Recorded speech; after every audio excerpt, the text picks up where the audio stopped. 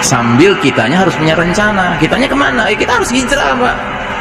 Kan Nabi dulu hijrah, ya kita juga harus hijrah, Pak. Nah, kira-kira kita hijrahnya kemana? Ya kita hijrah ke tempat pemimpin kita bakal muncul. Pemimpin kita siapa? Al-Mahdi, Amirul Mukminin fi akhir zaman. Munculnya di mana? Di Mekah dia munculnya. Jadi idealnya kalau kita bisa, kita siap-siap hijrah ke Mekah. Idealnya. Kalau nggak bisa, kita hijrah ke Syam. Karena yang hijrah ke Mekah memang hanya as-sabiqunal awwalun, generasi awal saja dari pionir-pionir yang membaiat Al-Mahdi. Tetapi yang kebanyakan umat Islam nanti akan hijrahnya ke Syam. Karena apa? Dari Mekah itu Al-Mahdi akan menuju ke Syam, karena di sanalah khilafah min haji nubuwah akan tegak. Gitu. Kebanyakan umat Islam nanti hijrahnya ke Syam. Tetapi yang sedikit, yang awal-awal itu hijrahnya ke Mekah.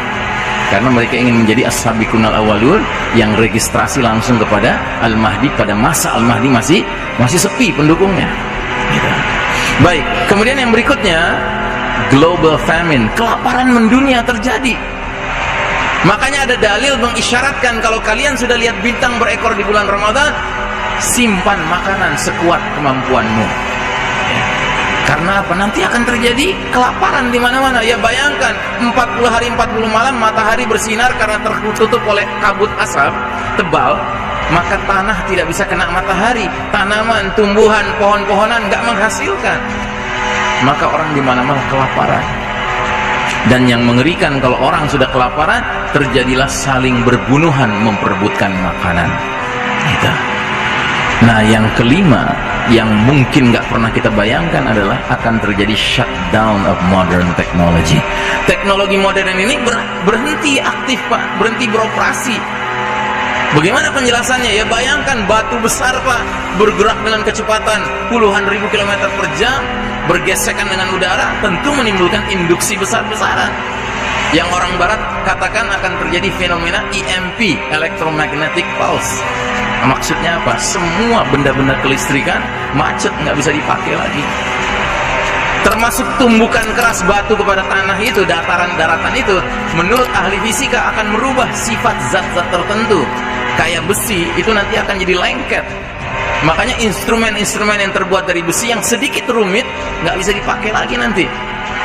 Contohnya sepeda, besi rantainya kan besi, gearnya besi, nggak bisa dipakai.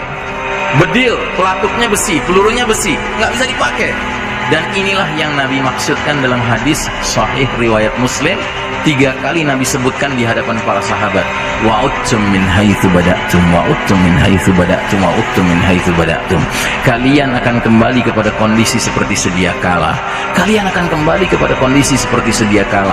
Kalian akan kembali kepada kondisi seperti sedia kala. Para sahabat mendengar hadis ini nggak ngerti. Kenapa nggak ngerti? Karena mereka tidak pernah hidup dengan komputer, nggak pernah hidup dengan handphone, nggak pernah hidup dengan listrik, dengan mobil, motor, pesawat udara. Mereka nggak ngerti.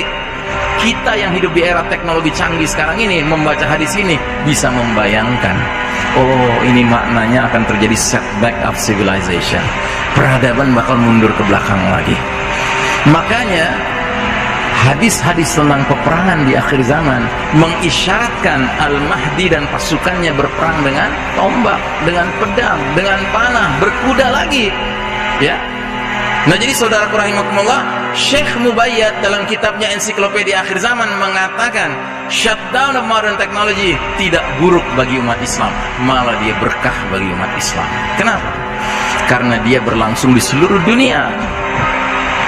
Anda tahu nggak? Kita orang Indonesia ini, Pak, lebih mampu bersabar kalau mati lampu daripada orang-orang di London, di New York, di Tokyo, Pak. Mereka di sana kalau udah mati lampu 5 jam, Pak, oh udah panik, Pak. Bursa efek macet, ya kan?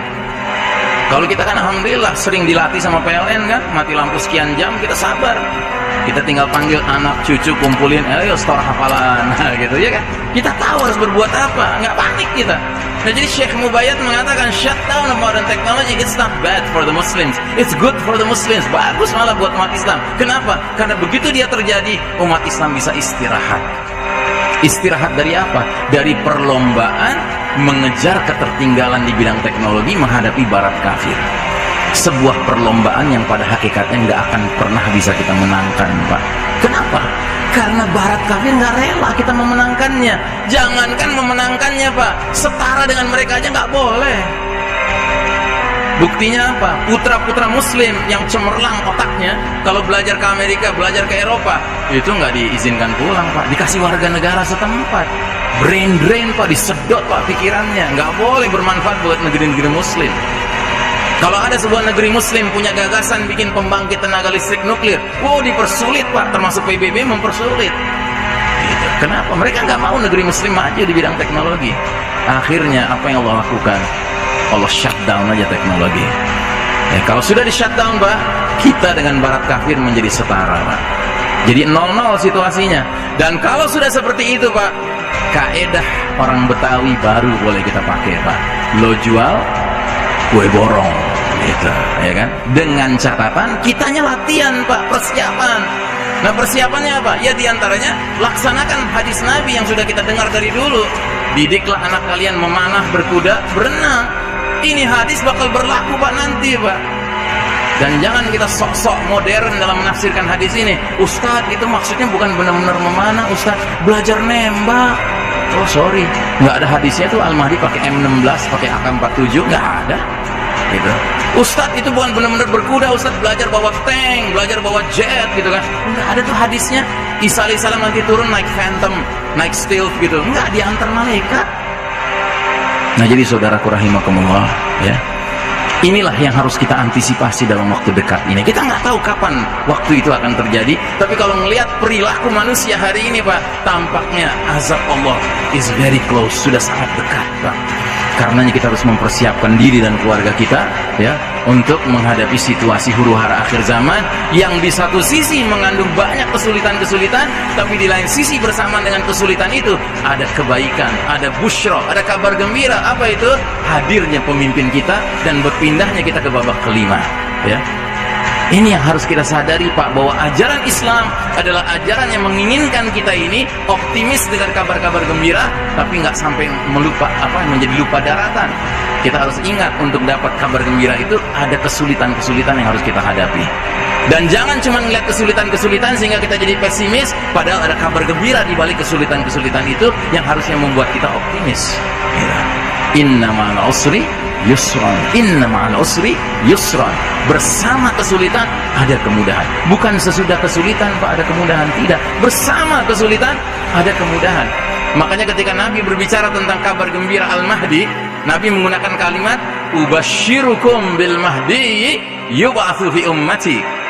Ku kabarkan berita gembira akan datangnya diutusnya Al-Mahdi ke tengah umat ini. Saat apa?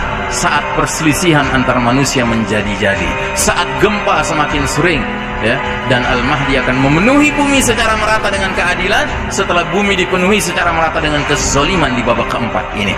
Jadi saudaraku rahimakumullah, satu hadis ini ada kabar gembiranya, datang sang pemimpin, tetapi ada kabar yang mengerikan. Perselisihan antara manusia menjadi-jadi, gempa semakin banyak, dan kezaliman merata. Tidakkah kita menyadari sekarang ketiga perkara itu sudah lengkap?